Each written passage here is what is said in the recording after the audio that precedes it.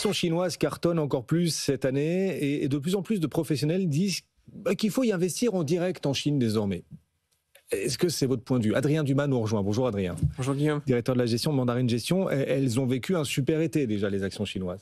Elles ont vécu un super été, mais quand on prend un peu de recul, pour avoir été investisseur en Chine depuis plus de 10 ans maintenant, on va dire que les 4 dernières années, il fallait respecter les préceptes du kung-fu. Il fallait être humble, il fallait persévérer, il fallait de l'agilité, c'était compliqué.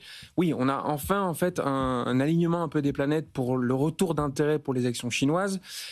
Plusieurs éléments. D'abord, une vraie participation des épargnants.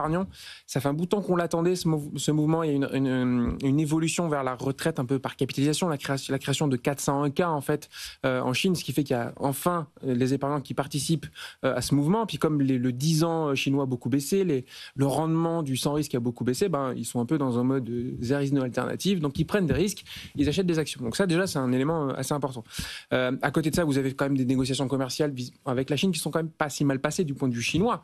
Oui, il va y avoir des tarifs douaniers, oui, il y a quelques produits qui ont de plus en plus de mal à avoir accès au marché américain, mais dans l'ensemble, l'économie chinoise s'en est bien tirée. Pour l'instant, elle réoriente en fait une grande partie de ses exportations sur d'autres zones géographiques, qui fait que l'économie locale tient plutôt bien. Et puis on a quand même la poursuite en fait de l'effet DeepSeek, c'est-à-dire qu'on a un rythme d'innovation des entreprises chinoises qui continue franchement, honnêtement, à beaucoup nous surprendre dans beaucoup de secteurs. Alors on a évidemment beaucoup parlé de l'IA, de DeepSeek, de ce que Alibaba a annoncé il y a une petite quinzaine de jours sur des puces sur l'inférence, sur la batterie solide, sur plein de technologies où on a l'impression effectivement que la Chine a clairement relancé la machine. Alors maintenant, il y a effectivement beaucoup de capitaux qui viennent sur le marché chinois. Attention, les Chinois sont des gros habitués des placements à effet de levier. Est-ce que c'est pas un risque supplémentaire quand même dans l'équation ? Oui, je parlais tout à l'heure de la participation des épargnants. Quand on constate le niveau d'engagement, effectivement, les niveaux de levier qui sont utilisés, ils sont assez importants.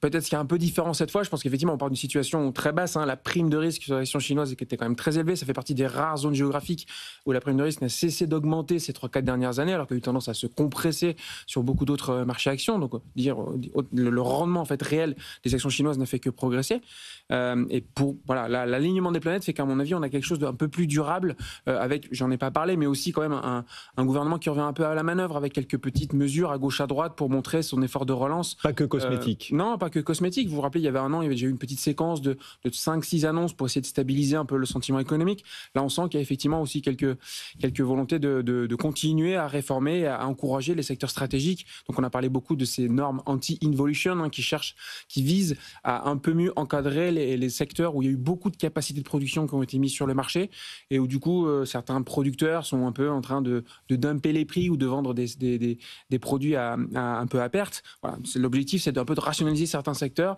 et donc d'augmenter la profitabilité et la rentabilité des acteurs économiques.